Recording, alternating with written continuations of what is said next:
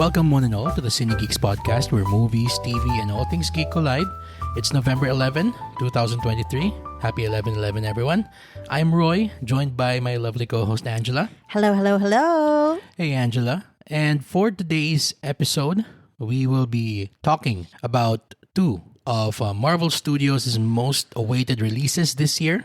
So that would be The Marvels and of course the season 2 finale of Loki Yes. on Disney Plus. Mm-hmm. Yes. So medyo matagal nating inaabangan tong dalawang to. Yeah. Okay, ever since the promise of, well, of course, yung team up ni Captain Marvel, ni Miss Marvel, tsaka ni Captain Monica Rambeau Yeah. was teased way back. Especially yung end credit scene ng The Marvels. Na bigla na lang lumabas si Carol Danvers sa kwarto ni Kamala Khan. Diba? Miss Marvel, Ni Miss yeah. Marvel. And of course, yung intriguing yet absolutely edge of your seat and glued to your chair na season 2 ng Loki. Talagang ibang klase. Grabe. Parang it doesn't even feel like Marvel. Mm-hmm. Oo, talaga. Kasi sa sobrang, well, just ano lang. Well, just before we continue, Sige. Before ba tayo, go. we'd like to remind everyone who hasn't done so to follow our pod wherever you listen to podcasts, like Spotify, Apple Podcasts, and YouTube. Also, please set your players to automatically download our new episodes so you don't miss out on our fun Cinegeek conversations. And please don't forget to follow us on Facebook, Threads, X or Twitter, and Instagram so we can join in on the Cinegeeks conversation. Yes, by the way, please don't forget, we already have a website, www.cinegeekspod.com, where you can get all of your latest movie, TV, and geek news. And while you're at it, why don't you leave us a 5-star review on Spotify and Apple Podcasts and a thumbs up on YouTube if you absolutely enjoyed this episode. This helps us out a lot, so thank you very much in advance. But before we go on to our review slash, di naman siguro review of Review the and reaction. and reactions. By the way, we are going full spoilers here. Yeah. Okay, so if you haven't seen the show and the movie that we're gonna be talking about today, Pause this episode right now, watch it first, and then come back. then balikan nyo kami. Yep. But I guess ito, sige, magandang pause point muna. Pakinggan muna nila to and then pause the episode because we have to acknowledge a very important update, okay, that affects many Hollywood productions, most especially upcoming MCU projects that we are also very excited about. Yeah. Okay? But the biggest update is that finally, after 118 days of picketing or manning the picket lines, Tagal din, no? sobra, the SAG-AFTRA has finally reached a deal with the AMPTP. Okay? Yay. Yes, we have very much so. Great news with regard to a deal with regard to many working conditions that are meant to protect actors of course, Hollywood. all stature. Medyo kung kahit big star ka or kahit background player ka, protektado dapat yung mga actors na yon. Ng rights nila. Yes, Yeah. itong deal na to. Uh-huh. So just going over quickly and then we can just discuss it also real quick. So the first major takeaway, and actually ito yung pinaglalaban nila ever since, is that the actors have won pay raises or promises for pay raises as well as protections against artificial intelligence. Okay, so we are taking our information from thehill.com, and I will quote, "While many details about the agreement remain under wraps, SAG-AFTRA touted the contract Wednesday as valued at over $1 billion. The deal includes minimum pay increases and unprecedented provisions for consent and compensation related to the use of artificial intelligence by the studios." So they're not entirely banning it Hindi. or prohibiting it. Oo. They're just regulating it. Yes. And they can still do AI but with consent. Tama. Okay. Yon. Ano yung parang previous na information na meron natin? By the way, we've talked about this in detail with our first few episodes. Yeah. The SAG-AFTRA and the WGA strike nung sabay silang Yes, that's right. Back in July, I think. pa. Yeah. Wow, Diyos ko. Tagal natin ginagawa. One of our first episodes here at Cinegeeks. Yes, and actually just last Tuesday. Our previous episode. Yeah. Yes, our previous episode nung nag Cinegeeks Roundup. Mm-hmm. Yes, so we had a very brief update about the strike. Yes. Kasi during that last weekend when May developments then. Na sinabi na itong deal na to, which was eventually, spoiler alert, eventually accepted by the actors, sinabi na nung mga producers or yung AMPTP na ito yung kanilang last, best, and final offer. So, kumbaga ultimatum. Mm-hmm. Okay. And medyo na-feel ko na rin naman na they're nearing the end na of the talks. And I'm just glad na, all our actors are gonna go back to work. I'm sure they also missed it. And excited na din sila to work on their projects na naantala because of the strike. That's true. Well, also, one more thing to note here is that isa sa mga pinaglalaban ng mga actors is that yung kanilang share of revenue ng earnings from streaming rights. Initially, they had asked that they get 2% of the revenue from streaming. From the subscription Yes, yung revenue. Yung kanilang total na hinihingi na dagdag sa kanilang kita based on subscriber count. So, eventually, nagrelent sila, yung actors.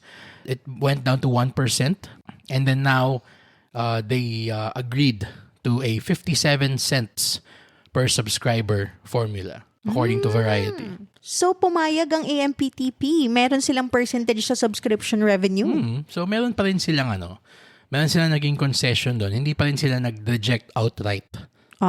Nung gustong gawin ng actors na meron silang share based on the success of their show. Revenue, yes. So, yeah, you're right. You said earlier that the actors, I guess, are very, very excited to go back to work. Matagal na silang naka-sideline. Okay. Yeah, I know I would be. True. Kung ganun ako katagal nagpahinga, 'di ba? Parang nangangati ka na talagang bumalik sa trabaho. Ito, sige. Sila nga, just I guess 4-5 months max lang sila tumigil. Well, there are some of our friends na musicians, other singers. Marami tumigil for 2 years dito, locally. Well, wag ka nang lumayo. Ako. ayun, ikaw.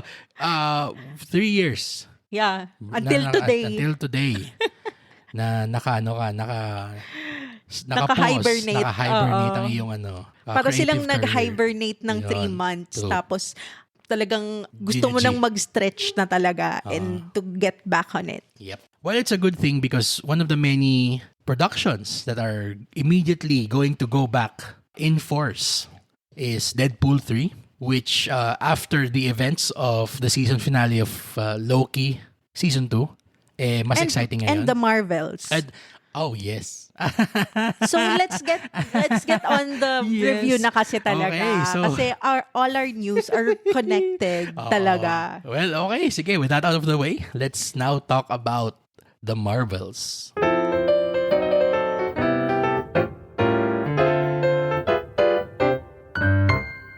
Carol Danvers gets her powers entangled with those of Kamala Khan and Monica Rambeau, forcing them to work together to save the universe. Okay, so The Marvels, of course, stars Brie Larson as Captain Marvel, Teyonah Parris as Monica Rambeau, and Iman Vellani as Kamala Khan.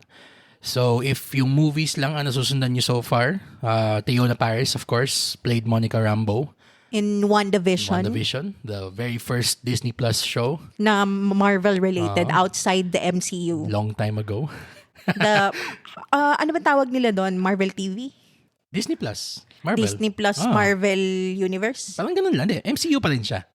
Wala siyang hindi siya yung parang dating Marvel TV na Netflix na iba talaga. Kasi clearly demarcated yung movies tsaka yung TV. Hindi naman ayaw galawin ni Kevin Feige yung Marvel ng Netflix nun eh. Which yung is sad. Yung mga Daredevil, Jessica Jones, yung mga ganun. Iron Fist. Tsaka Luke Cage. Walang gagalaw talaga kay Iron Fist. Anong name nung group nila? Defenders. The Defenders. Yan. And of course, Kamala Khan in the Marvel. Miss Marvel, sorry. Okay. The hero of Jersey City. Yeah. And of course, the film is directed by Nia DaCosta. She recently directed the remake of Candyman. And she wrote the script alongside Megan McDonnell and Eliza Karasik. I hope I pronounced that right. Mm-hmm. Okay, so... Wow, entirely female production. True. Actually, ramdam talaga. Pero we'll get to that right now. What did you think of the Marvels? Ooh, wow. Hindi naman siya parang Barbie na parang feminist vibe. Hindi naman. It's nothing like that. Ngayon ko lang napansin actually na, wow, puro female pala yung mga production team and director and writer. Anyways, what I thought about the Marvels. First and foremost, you need to see the TV shows para makarelate ka and mag-invest ka kay Miss Marvel and kay Monica Rambeau. Because if you don't know them, initially parang you will be taken aback na sino tong mga to. So, I recommend to the casual Marvel fans na manonood ng The Marvels to watch the TV shows first. Or at least just know the background of these characters. Or manood kayo ng mga 10-minute one season recap sa YouTube, mga ganun. Well, except for Monica Rambeau because she was already introduced dun sa unang Captain Marvel as a kid. Oo, pero kasi itong si Monica Rambeau dito is may powers siya. So how did she get the powers? Yeah, It will be told in WandaVision. Yep. And Miss Marvel especially kasi sobrang niyang fresh character from the Marvel comics. And hindi pa siya lumabas sa kahit anong MCU movie before. So if you only exclusively watched the movies, hindi mo siya makikilala. Yeah, what I thought, the story was solid. It was self-contained. And ang iksi lang niya. For an MCU movie, it's 145 minutes. Or, 105 minutes. My apologies. 105 minutes, so 1 hour and 45.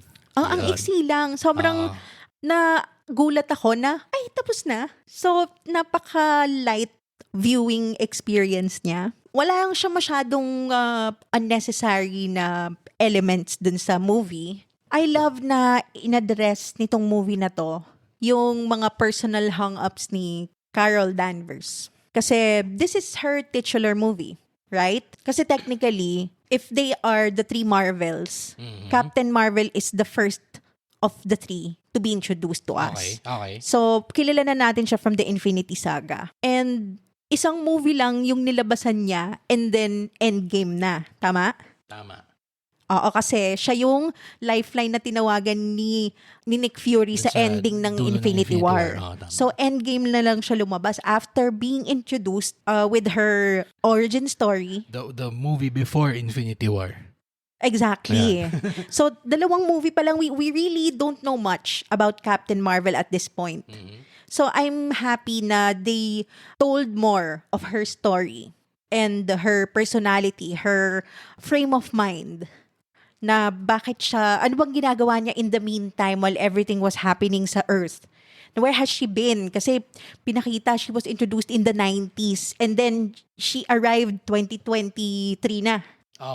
Sa Endgame na. Sa Endgame na. So, where has she been?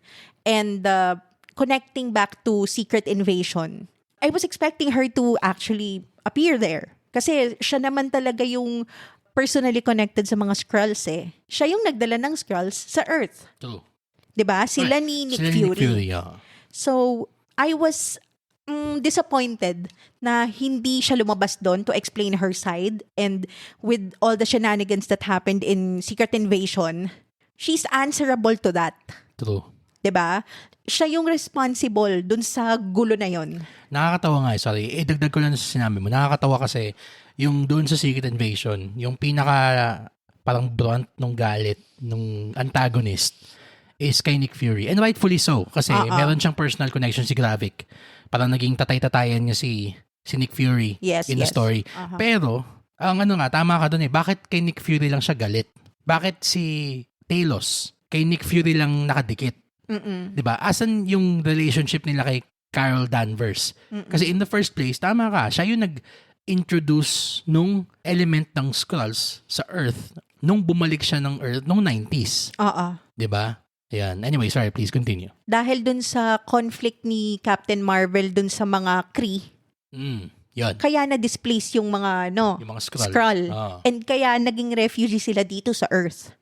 So, everything connected to the Skrulls, si Captain Marvel dapat ang sumasagot nun. That's true. Although, hindi ako masyadong happy na it was addressed enough here. Pero, at least, kahit papano, hinted siya na she's done a lot of damage in her wake. Oo, at saka ano din parang, well, siguro magiging meta muna yung perspective ko. Not necessarily yung in-universe story. Siguro more about how Marvel is trying to course correct yung kanilang slate of movies and TV shows as of late. Kasi napag-usapan din natin yon dun sa ating Secret Invasion What's wrong review. with the MCU? Yes, Yeah. so we addressed there. Please also give that a listen. Okay, yung episode na yun. It was a very intense discussion. Yeah.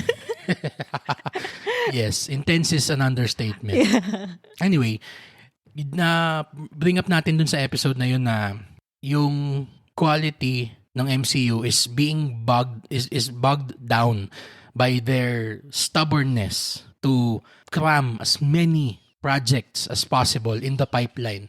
Kahit hindi na siya nagme-make sense. Yung pagkakasunod-sunod niya, wala na siyang connective tissue. Yes. Yung former CEO ng Disney, si Bob Chapek, na yung kanyang mantra na, and siguro, sige, hindi naman to we're giving him a pass, pero galing siya kasi dun sa theme park division ng Disney bago siya naging CEO nung the whole thing.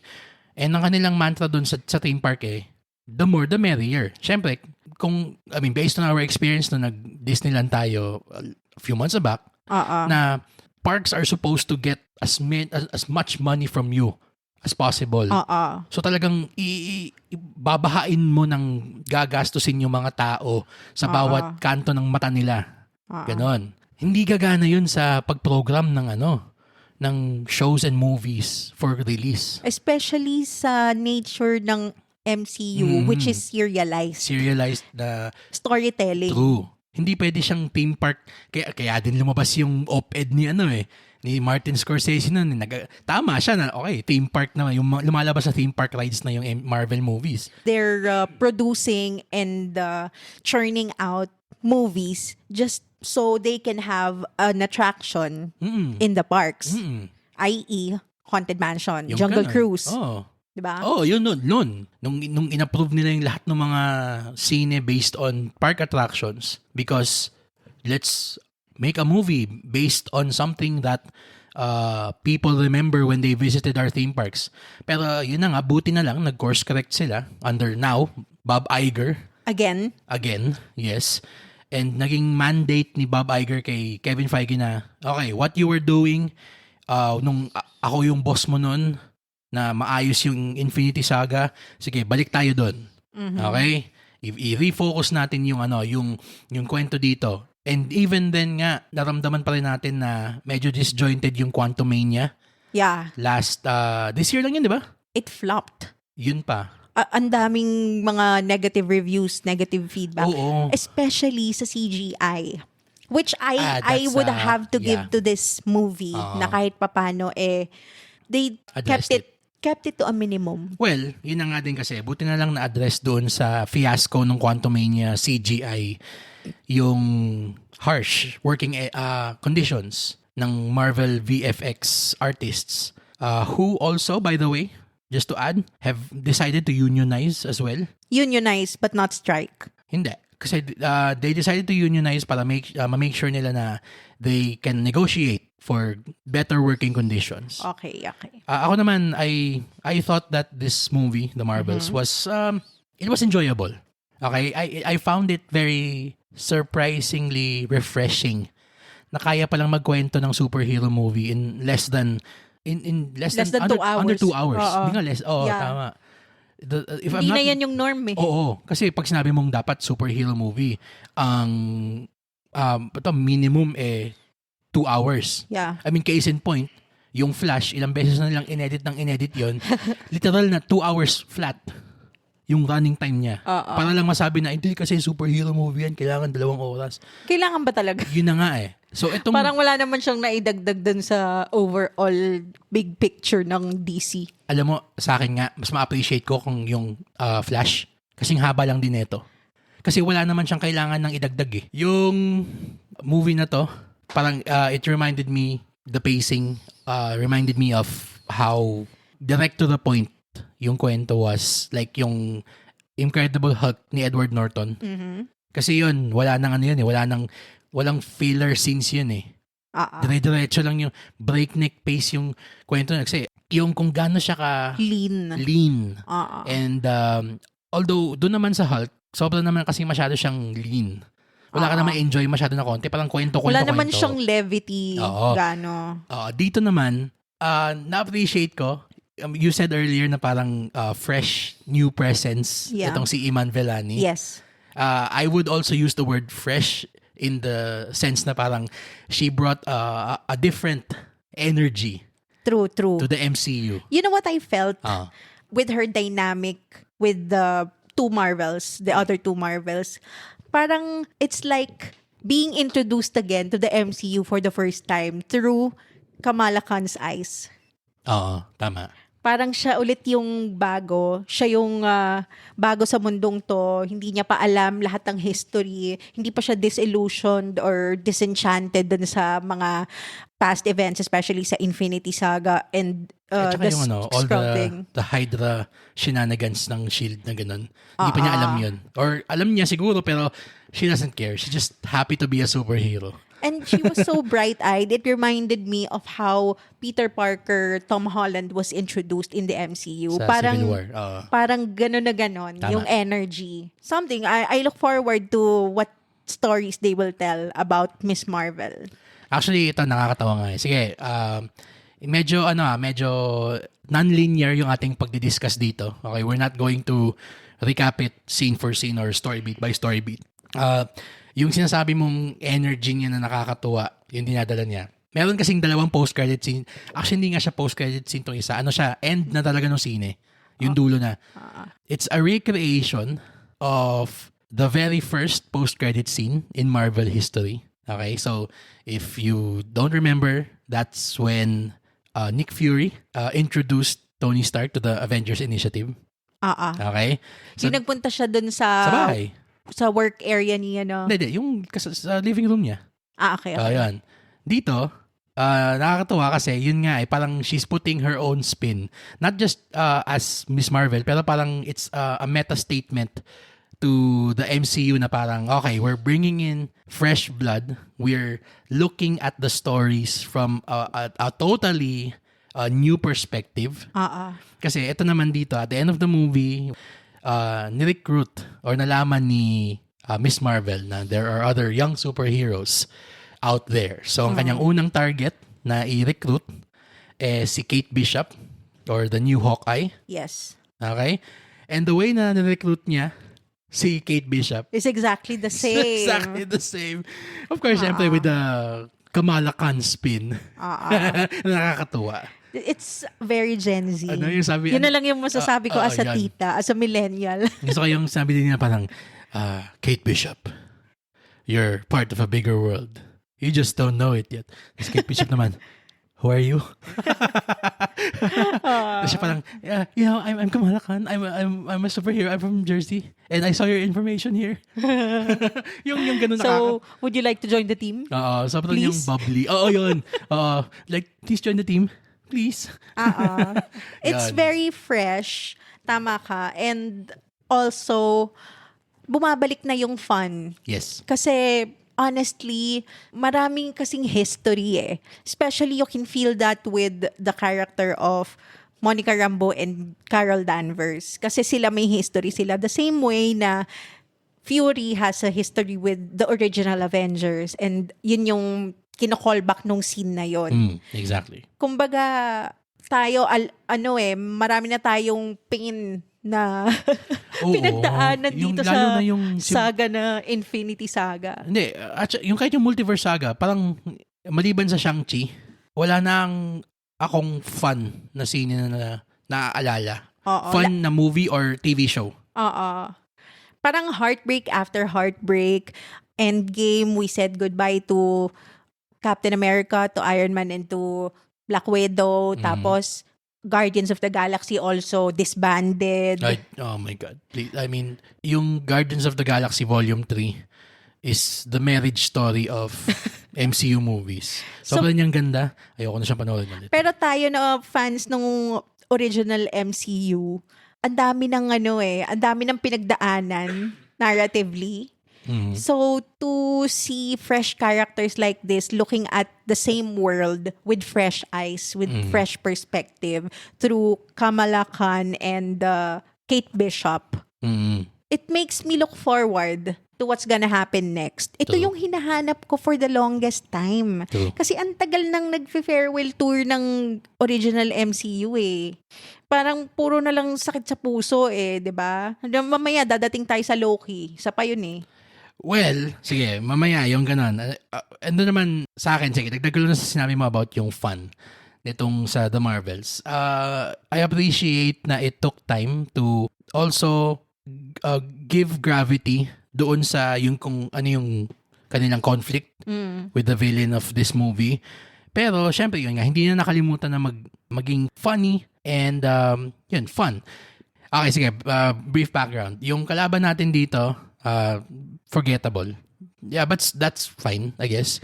Pero anyway, yung cost niya parang Thanos din. She believes na what she's doing is right. Pero hindi siya disillusioned. It was a practical thing sa kanya. It was a tangible and exact yung mga ginagawa niya para dun sa cause niya, which is to save her planet and her people. And actually, yun nga, related siya dun sa parang pagbibigay ng added layer kay Captain Marvel, kay Carol Danvers. Kasi yung kanyang actions sa first movie niya led to the problem of the villain na actually, if I may, hindi nga siya talaga villain eh. Kasi talagang naghahanap lang siya ng way para ma-save yung and tulungan lang yung species niya. Yung species niya. Pero yun na nga, I mean, if the focus of the movie is not on yung the villain's plan, yun nga, yung fun elements nitong sine, talagang nakakatuwa. Una nga yung sa planet ni Park Seo-joon. Yung everyone talks in singing. Tapos ito nakakatuwa, may sobrang meta moment dun eh. Na parang, ang tawag dito, nalaman pala nila, spoilers, nalaman pala nila na may asawa si Captain Marvel. Asawa niya yung prince ng Aladna. Si Prince Yan. Yan. So, pero nakakapagsalita siya straight because he's bilingual. That was cute. That was cute. Gusto ko yung joke na yun eh. Bakit? Kasi yun nga, lahat ng mga tao dun sa Aladna nagsasalita in song. Tapos siya, nakakapag-straight English siya. Yun, so yun nga, bilingual. Alam mo, pero may isa pang nakakatuwa dito na element. Of course, hindi natin makakalimutan si Goose. Best part of the movie. Yung pet ni Captain Marvel. The orange tabby. Actually, pet nilang lahat. Pet ni Captain Marvel, pet ni Nick Fury, pet ni Monica. Kung sino man yung makahuli sa kanya, pet niya yan at the moment. The Flurkin. Pero yung eventually nalaman na buntis pala siya. Si Goose. Tapos, by the way trivia. Female orange tabby cats are rare. Parang sobrang low lang ng percentage nila sa population ng lahat ng orange tabby sa buong mundo. Yes. Source, cat parents here. Hi. Anyway, yun. So, nalaman pala na nung dumating si Goose doon sa Saber base nila Nick Fury, biglang nanganak ng sobrang daming itlog. Sobrang daming Flurkin babies. Tapos, eventually, yung plan ni nung villain, name's Darben, umabot siya dun sa Earth. Yan. So, without getting into detail, the only way to save everyone in the Saber base is kung kakainin sila ng mga Flurkin babies. Mga pusa. Gusto ko yung yung PA ni nagsabi, yung PA system sabi. Please don't run away from the Flurkin. Please let them eat you.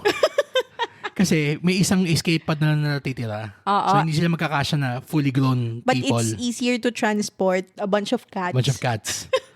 So, best part. Tapos yung musical cue niya. Memory. Memory. Nice touch, Nia. Yung ganong element of fun. And yung ganong mga tongue-in-cheek na jokes. Yan, tongue-in-cheek. Yun yung hinahanap kong term. Tama ka doon. Also, para sa mga deep sci-fi fans, if you watch Star Trek, this movie reminds me of an episode of Star Trek. Trouble with Tribbles. Actually, ano pa siya eh. Yung pa. Original series pa. Na Tribbles na infest yung ship nila with this very cute and fluffy creatures na they don't appear as cute as they are. Pero at least dito, helpful sila. Helpful din naman sila doon. Kasi sila yung naka-discover na meron palang sabotage. Klingon. Pero ito dito, sila din yung naka-save. So cute. So, meron ng tribbles ang MCU. Yung mga flirken. Sandamakbak na flirken. Anyway, so there, yun yung strengths nitong sine in my opinion. Talagang it's lean, it's fun. Iman Vellani is a bright new addition. Finally, many more people are going to see her part in the MCU. Kasi I'm not sure many have been able to watch Miss Marvel on Disney Plus. Ako naman siguro the movie could have improved on. Of course, I mean, number one thing na sakit na ng Marvel to for the past 15 years. The villain is undercooked. Actually, I think I have an answer to that. Sige. We are not supposed to root for the villain story. I think. If I'm looking at why the director and the writers made the story this way, mas more siyang telling about Captain Marvel's history and personality and yung characterization niya. I think kaya si Darben yung villain is to show na Captain Marvel Carol Danvers is not perfect. True. Well, kasi yung ginawa naman kasi ni Captain Marvel doon. Thus far MCU has only shown Captain Marvel as this omnipotent, sobrang powerful, overpowered being na hindi accountable sa mga actions niya. Parang lagi lang siyang lifeline kapag kailangan siya, pupunta siya. And then, she's gone again. Ganon. Tapos, para siyang nomad na hindi siya nagsistay and hindi rin siya nagpa-follow through dun sa mga missions niya. So, marami siyang hang-ups, marami siyang mga loose ends na iniiwan in her wake.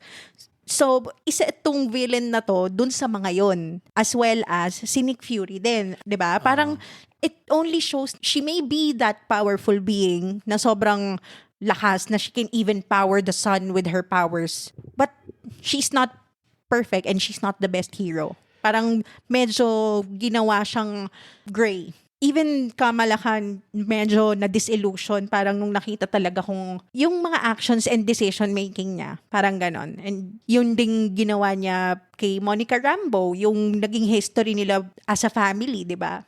Ang sa akin lang naman ito. Kasi tama naman yung motivation ng villain ni Darben eh. Real quick, pasadahan lang natin. Yung motivations ng villain of this movie is, well, nung Captain Marvel, first movie ni Carol Danvers, she destroyed the Supreme Intelligence. Yung AI na nagko-control ng society ng Kree. Okay. So, that was Annette Bening.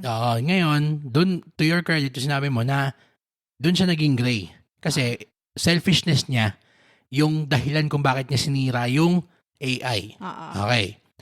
Pero, yung naging resulta nung pagsira niya ng AI, totally na-decimate yung society ng Kree, homeworld, na nagkaroon sila ng civil war. They couldn't even breathe the air in their planet. That's because of the civil war. Yung sinabi nga dito sa movie na to. Okay? Ngayon, ang sa akin lang sana, kung mas na-develop or na-flesh out yung villain dito, mas nag-resonate. Kasi nakukuha ko na yung theme eh. Nung, kung anong gustong sabihin ng sine eh.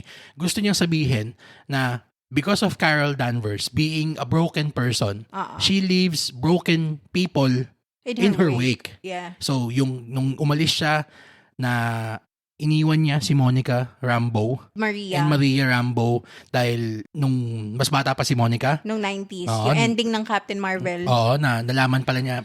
Na flashback, pinakita pala dito na nagkita pala sila ulit. Tapos nalaman niya na may cancer na si Maria Rambeau.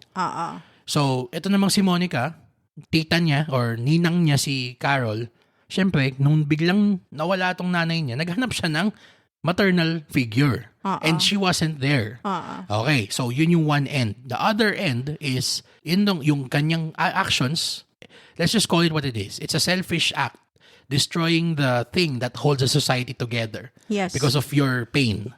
Okay? So sinira niya yung Supreme Intelligence. Ang naging resulta, naging hellhole ang Kree homeworld. Yung Hala. Okay. Kung mas resonant, mas emotionally resonant yung kwento ni Darben with, in my opinion, sana with a better actor, a more established, mas more gravitas na actor, mas mag-hit home yung the pain that Carol inflicts whenever she leaves something in her wake. Yan. Isa pa, na meron na namang Skrull na colony na displaced dahil sa kanya. Plot hole pala. Yun, plot hole to din to. So, yung Skrull colony, nakakaalis lang ng Earth dahil sa Secret Invasion. Di ko alam kung plot hole ba to Bumalik na naman sila ng Earth. Sila din ba yun? Naalis ba sila ni Fury? I think. Ang ending ng Secret Invasion, bigla na lang nag-elevator si Fury paakyat sana, parang fill in the blanks na siguro na. Tayo na bahala. So, okay, ano pa na yung mga Skrull? Sige, okay, nakapaglipat sila. Kaso paglipat nila. Ano to, Mad Libs? Pwede. Gano'n naman na yung, course correction na nga Okay, fine. Wala na nga I can forgive that. Yun, course correction na nga So, in-extract niya from Earth yung natitirang Skrull. Tapos ang hiningian ng tulong ni Captain Marvel, si Valkyrie. King of New Asgard. Nasaan si Emilia Clarke? So, babalik na naman sila sa Earth. Pagkatapos ng Secret Invasion, gusto nang patayin ng lahat ng humans ang mga Skrull sa Earth. Kasi tapos ibabalik mo sa Earth. Na sila ni-reveal na sila ni Gravik, di ba? Hindi na nga Meron ng parang paranoia sa Earth at the time. Wala na din yun? Nakalimutan din yun? Hindi in-address yun.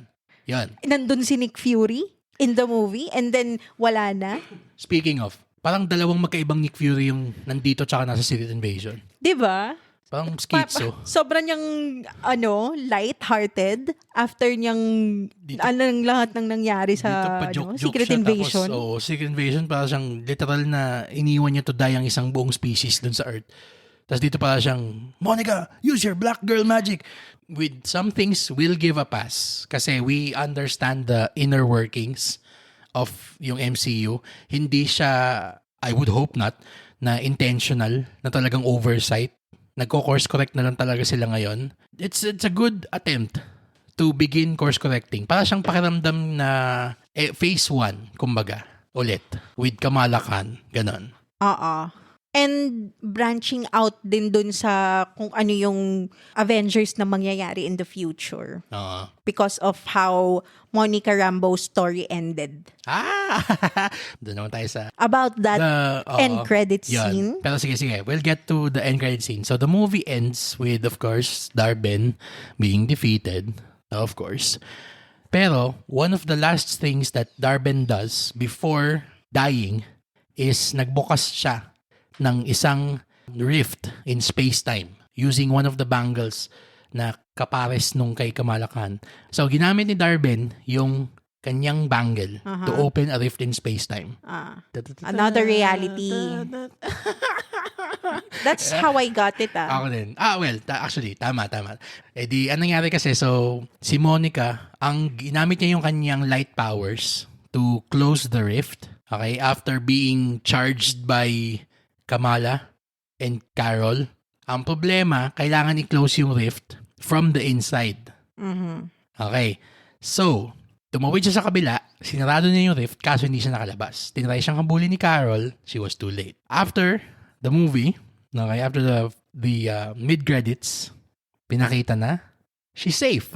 Monica Rambeau is safe. Yay! And katabi niya, sa kama, or recuperating, wherever she is, was, at first glance, akala natin si Maria Rambeau. Oy! Hey, mom! Yung ganun siya. Mom, why are you here? Tapos nakita natin na, oops, iba yung damit niya. Hindi din yung parang Captain Marvel na Maria Rambeau sa Multiverse of Madness. Tapos, may kausap si Maria Rambeau na someone. A doctor. A doctor. A blue doctor. Doctor Who? Joke lang. Doctor No, Who. the box is blue. Not the doctor. Not the doctor. So yun na nga, nalaman na kausap niya si Beast and not the Beast. And yung X-Men na Beast is hindi yung X-Men ng Multiverse of Madness. Okay? We are talking to the Beast from the Fox universe. Kasi pinakita din eventually after sinabi ni Beast na parang, and ito si Beast yung si Kelsey Grammer yung talagang OG Beast. Pinakita na, okay, nag-uusap sila kung saan pwedeng saan nanggaling si Monica, na di-discover pa nila kung taga-ibang universe ba siya or what. And then, pinakita yung full costume ni Maria Rambeau dun sa world ng post-credit scene. At katabi niya, yung entrance sa cerebro ng Fox X-Men universe. We're here, baby! Yeah! Oh my God. Talaga. Sobrang, yes. Yes! Eto na. So, nag-start na. It has begun. Ah. Pabalik na yung original na mga baby ni Kevin Feige. Nung supervising producer pa lang siya. Hindi pa siya ganun ka high up the totem pole. Okay? And, so excited. By the way, nakita pala ni Monica na hindi si Maria Rambeau talaga yon. But apparently, and after digging, siya pala yung si Binary. Okay? She is a mutant from the X-Men universe. Apparently, siya yung Captain Marvel na sumama sa X-Men. Mm-hmm. Si Binary. I think nung nag-leak yung picture ni Maria Rambeau as Binary, ang unang rumor was she's Storm. Oo. Nakita ko din yan. Kasi naka-gray siya na parang kumot. Tapos diba? naka-cape. Akala nila cape yung kumot niya. Nakakumot lang pala siya kasi malamig lang dun sa X-Mansion. si Professor, ito na nga nakakatawa din mo. Kalbo na nga si Professor X. Nakatodo pa yung AC. Hindi ba siya nilalamig yung ulo niya? Pero kung si Storm yun... si Storm yung nagpapalamig ng aircon.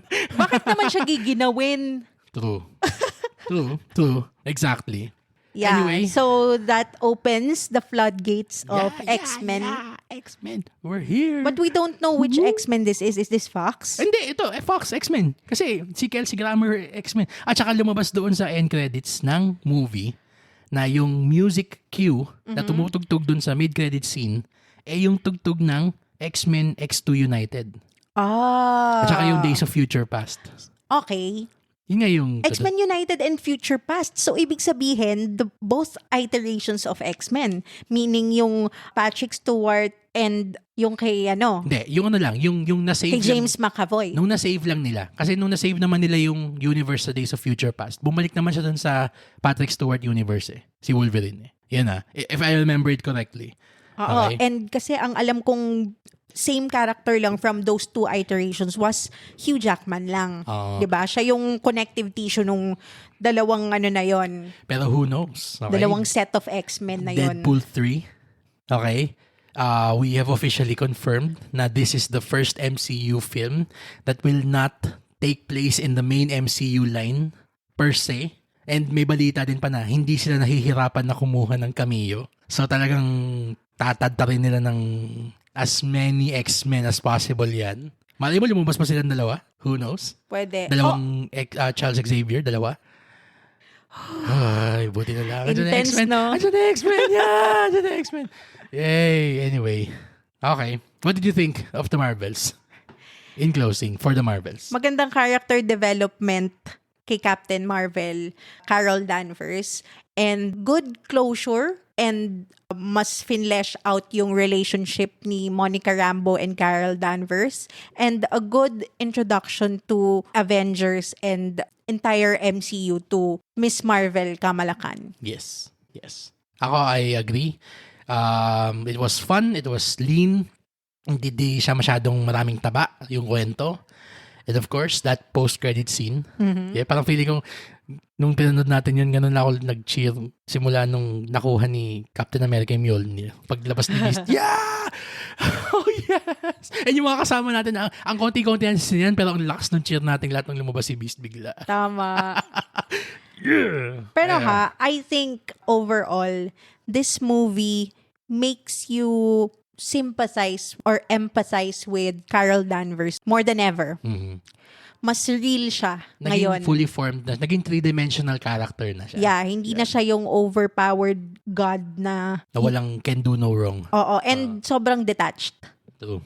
Oo. Okay. So, yeah, go watch it. Or if you've seen it, tell us what you thought of it in the comments below. So that's it for Miss Marvel. So without any further ado, let's go ahead and talk about the season 2 finale of Loki. And the episode is entitled Glorious Purpose. So it's also the same name of the first episode of season 1 of Loki. And here, Loki learns the true nature of glorious purpose as he rectifies the past. Okay, so what did you think of the season finale of season 2 ng Loki? Grabe. Where do I start? We eating today, boys and girls. Marvel fans unite. Yeah. Sobrang epic. Yes. I mean, this is how you create a show about a character. Yeah, not just any character. A supposedly flawed and unredeemable character. A villain, A diba? villain. First introduced as a villain. Oh. Pero this is how you tell a story. Yep. Napaka-masterful nung pagkakakwento, not just in this show, but Loki's overall history. Yeah. As a character in the MCU. Kasi it enriched the already existing lore about Loki and his worldview and his experiences and lahat. You should watch the entire MCU starting from Thor. If we're talking about the context of Loki's character, start with Thor, tapos lahat yon marirecontextualize. Yun yung nakakatawa dito sa after itong finale na to eh. Ganun siya kaganda eh. Itong finale ng Loki, for the first time in forever. Kakanta ka na ba? It made it appealing na balikan yung mga dating MCU films. Kasi ito meron akong isang bulto ng Blu-ray ng mga MCU dito sa atin, sa bahay. Tapos, nakatambak lang siya dun sa isang cabinet kasi for display purposes oo, na naging-display na lang siya. Kasi parang, what's the point of watching the MCU again if walang way to parang real to re-enjoy? Wala siyang rewatchability. This finale, okay, and we'll get to why in a moment, just absolutely flips not just Loki's story, okay, pero possibly the entire Infinity Saga as well. And the Multiverse Saga. And the Multiverse Saga moving forward. And you know how important this series is. Oo, sobra. And how important Loki's character is in the grand scheme of things. Yes. Yun nga binanggit din dun sa episode, dun sa finale, na you have to think of the big picture. So, this is how you connect stories sa MCU. Dapat ganito. Dapat meron siyang stakes. Dapat invested ka kasi it's the universe or the multiverse on the line. 'Di ba? Tama. Ito'y talaga yung may real stakes na ramdam mo na talagang merong real sacrifice yung character and real moral conundrum. How do you make these difficult decisions? Yes. 'Di ba? Talagang grabe din yung character growth. You just know and you can feel na the creators of the Loki show, they really care about the character so much. And they really know him. Lahat ng actions niya was consistent, very true to his character. Oh, yun. You said it correctly na this feels like something made by people who love the MCU. Okay? and this is why Loki Season 2, okay? Specifically Season 2 is one of the best MCU projects in a long time. Since Shang-Chi, personally.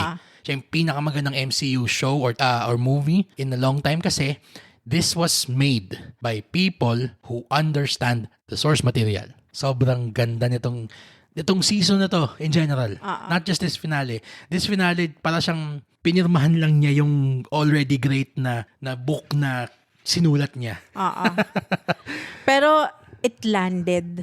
It really did. Oo. It made the landing dito sa finale na to. It just made the difference. And it sets the stage for all the things that's going to happen in the future of MCU. Ngayon, sobrang Ganon siya exciting. ka-importante, ganon siya ka-significant because Loki just redefined yung multiverse. Yes.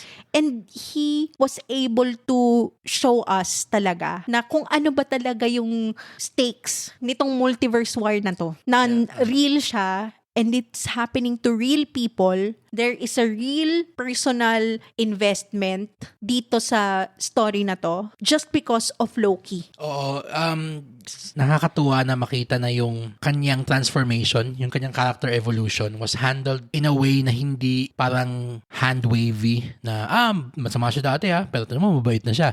Hindi. Yung kanyang character development was still very much rooted in how we knew Loki since 2009. Actually, if anything nga, 'di ba yung Loki na alam natin sa Infinity Saga died in Infinity War. In the beginning of Infinity War, in the hands of Thanos. Ganon din naman parang nag-evolve din yung character niya during Thor Ragnarok into a much loving and mas endearing person. True. Na na-realize niya yung wrong ways niya before with Thor and na-redeem niya din yung sarili niya in the end. Parang pinarallel lang naman nitong Loki na to, the time heist Loki as they call him, na napunta sa TVA. Ganon din, yung character arc niya is always supposed to turn good. Yun yung nakakatuwa doon. Sige to, we're now diving into spoilers head on. Okay. Okay. So, just a brief setup lang for the ending. So, last we left them off, from episode 1 to 5, nalaman natin na the temporal loom. Okay. So, basically, yung parang physical manifestation ng lahat ng timelines is falling apart. Kasi nag-overload na siya with temporal radiation. And ito pa pala, I love na yung approach niya dito kasi previous episode, doon in-establish na kaya na niyang kontrolin yung time jumping. Time slipping niya. Time slipping, sorry. And dito, talagang nag-double down siya in the style of Edge of Tomorrow. Ay, oo. Tsaka alam mo, para siyang video gamey. Oo. Kasi di ba kapag naglalaro ka ng games na every time na naglalaro kang platform, Mario Brothers, aano ka ng obstacle, alam mo na sa susunod na na life mo, susunod na reset na alam mo na kung paano siya tatimingan, kung paano yung gagawin next. Tapos move forward ka dun sa next obstacle. And then you repeat hanggang sa makarating ka dun sa ending. So parang ganun yung style kung paano niya in-approach yung kung paano nila sinosolve yung problem of the time loom. Tama. Isa pa nakakatawa dito is, well, meron kang article up on the Cinegeeks website about how similar Loki is to Doctor Who. Base dun sa 2 season na meron niya. That I wrote that before this finale. This came out. And actually nakakatawa kasi na-confirm basically yung lahat ng mga sinabi mo doon. Kasi pinaka-ano doon, lalo na sa sequence yung sabi mong Edge of Tomorrow sequence doon. Parang yung kanyang yung manic energy ni Loki na parang siyang, sige na. Go ahead, we have to do this. Okay, come on. Okay, stand here, okay? Alam mo yung parang siyang yung kung paano kinukumpasan ni 10th Doctor, yung lahat ng mga kinolekta niyang mga former, yung mga past and present companions niya. Nung tinalo nila yung Dalek Cybermen Alliance sa Journey's End. Tama. Yung magkakasama na sila doon sa TARDIS lahat. Sila Donna, sila Mickey, Martha. Sila Rose. Yun, sila Martha. Nagsama-sama silang lahat. Pati si Jack Barrowman. Pati si John Barrowman. Si Jack Harkness. Yun. Tapos doon natin nalaman na yung TARDIS pala, pwede palang hindi mag-iingay kapag marami yung nagmamaneho ng sabay-sabay. Yeah. Yun. So parang ganun yung feeling nung hinahanap nila yung way kung paano i-shoot yung parang thingamajig ni Victor Timely doon sa temporal loom. Kahit nga yung mismong room kung nasan sila, mukhang TARDIS. Mukhang TARDIS din, di ba? Yun. Tapos yung nakakatawa doon is, putting aside real world things. Kasi I can say na sobrang naging compelling ni Jonathan Majors dito. Lalo na sa final episode na to. Yes. Ang galing niya as both Victor Timely and He Who Remains. parang mas naging heavy yung events ng season 1 because of yung reappearance ni He Who Remains dito. Yun, kailangan mo rin pang panoorin ulit yung ending ng season 1. Kasi kahit yun, recontextualize the ending nito. Yes. Diba? Ang daming mga movie na biglang, I have to see this again. And that's the sign of a good piece of work, a piece of art. If it transcends other works of art, it just transcended the entire Loki series with this one single episode na to. It made it better. Even the movies, di ba? Ganun siya ka-significant talaga. True. So, sige, we'll now touch upon what it means na sobrang niya significant. So, yung attempt nila from episode 1 to 5, which is to shoot something doon sa temporal loom, spoiler alert, it fails. Kasi nalaman pala na no matter what they do, yung energy nung loom, nung mga timelines is not going to be controllable. Exponential yung rate ng growth nung energy ng timelines. It's a scale problem. Parang it doesn't matter kung lalakihan mo ba yung rings nung loom. It's always gonna expand infinitely and you can't quantify infinity. Ngayon, ang naging solusyon ni Loki is to just, since now he has control of his time slipping, he goes back further and further and further in time to find where he can change things. Parang parang butterfly effect. Ganon. So parang siyang, kung si Doctor tsaka yung TARDIS, iisa na. Pipikit lang si Doctor, biglang, okay, I'm here. Ganon. So eventually, yung kanyang time slip brings him to the finale of last season. Yes. Yung sa lair, sa Citadel at the end of time ni He Who Remains. And nag-usap sila na, spoiler alert again, inaantay na pala ni He Who Remains si Loki dun sa kanilang eventual showdown. So, alam ni He Who Remains na papatayin siya ni Sylvie at first, pero inaantay niya na dadating yung Loki mula sa season 2 para i-save siya. Ang ganda pati nung pag-approach nila nung narrative mas lalong naging sobrang nakakatakot si He Who Remains or Kang because of that. Kasi it only shows na sobrang niyang omniscient. And omnipotent. Talagang ka-level niya talaga si Loki. Head-to-head sila. Ang naging eventual na reveal ni He Who Remains kay Loki is, ang only way to save all of this is to keep the sacred timeline. Which is yun yung gusto ni Kang. So we'll call him Kang kasi nakakabulol na He Who Remains.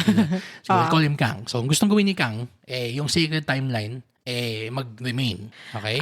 Actually, sobrang vague nga nung gusto niya Kasi he wants to leave the place. Kasi parang ilang millennia na siyang nandun. Hindi, gusto niya mag-leave para biglang mag-swarm yung lahat ng variants niya. Gusto niyang mamatay para biglang mag-explode yung time loom. So either way, gusto niya, akala niya, in my opinion akala niya na he figured out 2 ways to win.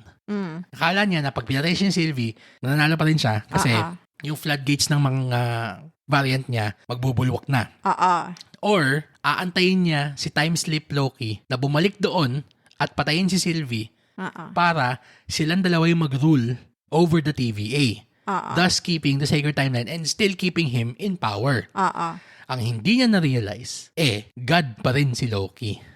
And ito yung parallel niya sa The Marvels. He also created a rift in time-space.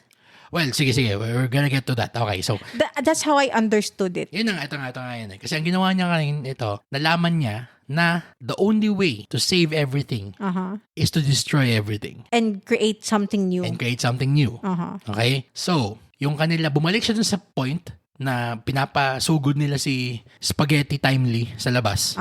Na-realize niya na siya pala yung dapat lalabas. Yes. Sisirain niya yung loom itself.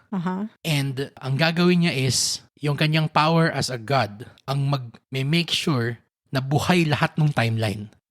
Yan. So yun, sinabi mo na magbubukas siya ng rift. Binuksan niya yung rift na yun para yung energy ng lahat ng mga timelines na hawak niya, ma-contain niya sa isang lugar na hindi maaapektuhan yung TVA. Alam mo, one detail na naalala ko, yung walkway napapunta dun sa parang thingamajig na Yung papunta dun sa na loom. pang-shoot dun sa time loom. It looks like the Rainbow Bridge, Diba? no? Para pang Rainbow Bridge. Tapos may sinabi din pa siya kay may sinabi din pa siya kay Sylvie nung sinarado niya yung palabas. Ano sabi niya yung I'm doing this for you. I'm doing this for us. Yun yung eksaktong sinabi niya ni Loki kay Odin bago niya sirain or tinry sirain ng Jotunheim doon sa Loki 1. Sa Thor 1 pa. So, di mo yung parang, oh my God. Callback after. That's how you do callbacks. Yeah. Dapat may gravity, may depth. Yun. So, eventually, na-realize nga niya na he has to be the one to control or to take care of the timelines. Kasi sinabi na ni Kang na, I know the equation. Ang kanyang equation lang is either he stays king in the sacred timeline or his variants are everywhere after the loom is destroyed. Hindi niya na-realize na Loki can change the equation. And the way he changes the equation is one of the best sequences in MCU history. Not to mention, sobrang bittersweet. Sobrang, Kaya sobrang sakto yung sinabi nila dun sa logline ng episode. He finally realizes the meaning, the true nature of glorious purpose. And one of the reasons why na-realize niya yun is nag-time slip pa siya paatras dun sa unang conversation nila ni Mobius back in season 1. Also in the episode called Glorious Purpose. And sobrang touching nun. Sobrang... Oo, grabe. Ang ganda talaga ng writing. Sobra. Yung sinabi niya na sometimes glorious purpose is not about the glory. Purpose is not glorious. Sometimes it's a burden. Yan. And it's a burden you have to choose to take. Yes. There's no glory in it. Yes, that's true. But it's the right thing to do.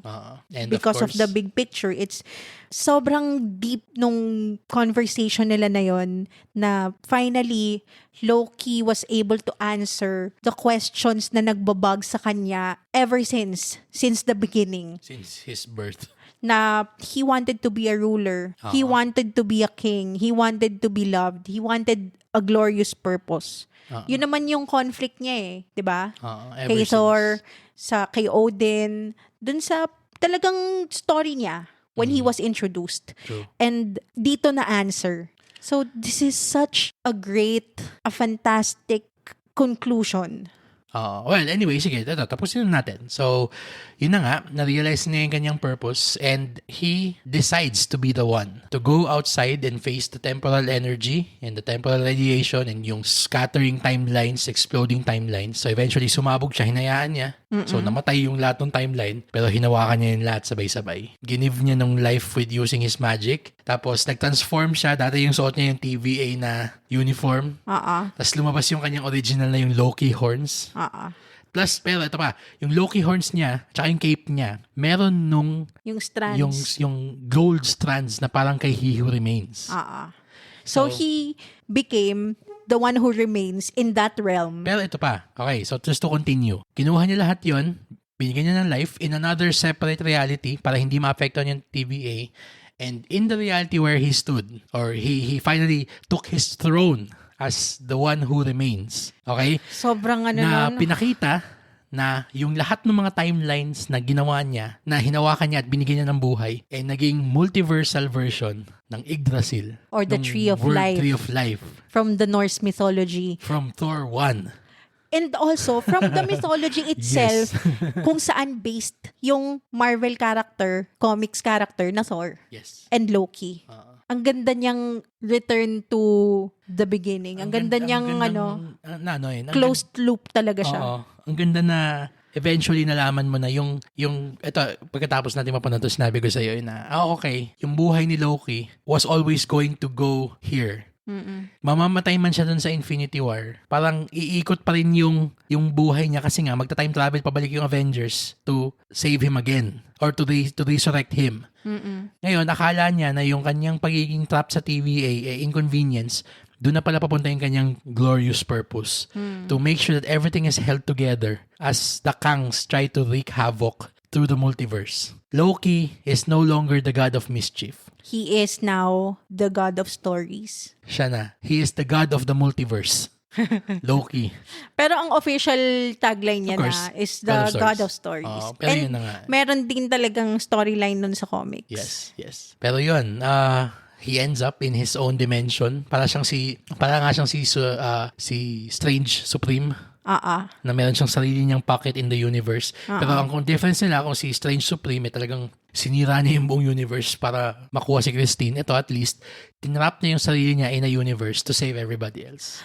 Just to contextualize that, that came from an episode of What If, an animated show sa Disney Plus, which is a very good show din na ginawa nung Disney TV era, Disney Plus TV, na relevant pa rin dito sa big picture na to. Sobrang heartbreaking, sobrang bittersweet nitong victory ni Loki na finally he got what he wanted. He became king. Actually, nakakatuwa nga kasi ang sobrang heartbreaking. You feel for Loki kasi just a couple of episodes ago sinabi niya kay Sylvie na why do you want to save the TVA? Yeah. Yung sinabi na parang why do you want to save the TVA? Sa akin, sabi ni Loki, it's not about the TVA. I just want to save my friends. Now, for once in his life, meron siyang mga taong kasama that want the best for him and also he wants the best for them.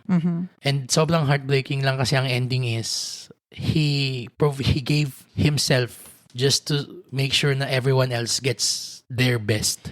He got a true hero's sacrifice arc. On the level of Tony Stark Endgame. True.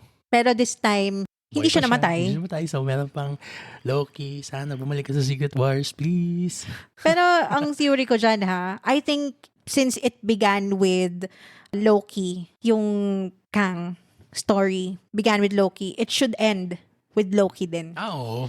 And gusto ko na dapat sila yung maghaharap in the end. Ang maganda dito sana, magkasama sila ni Thor. Kasi dapat dun sa panahon na yon, old man Thor na siya. Wala na siyang ibang pwedeng gawin sa universe kundi i-sync up, kumbaga, yung power niya with old man Loki, God of Stories, para talunin si Kang once and for all. And maganda din na talagang i-take na niya yung rightful place niya as a god, si Thor. Kasi para sa akin, mas satisfying kung ang magiging conclusion ng character arc niya is dun din sa Yggdrasil. Yun na nga nangyari dito. Hindi, si Thor. Si Thor. Okay. Sorry. Gets. Kasi sa ngayon, parang nagwawalwal si Kuya. Si Thor, Space Boy. Oo. Pero meron siyang inadopt na bata, di ba? Pero parang he's just gallivanting in the universe, in the galaxy. So, parang kailangan din ni Thor ng glorious purpose na gantong level. Feeling ko in the future, somebody will tell him na where Loki is. Na there's a Loki na still alive. Pero he's the one keeping all of this together. So siya, naaalala niya yung sinasabi ni Loki dun sa kanya nung ending ng... Nung bago namatay yung Infinity War Loki. Na parang the sun will rise on us again, brother. Gusto ko na mag-end sila together. Na talagang yes. The sun did shine on them again. Pero kung mamamatay man sila, at least on their terms.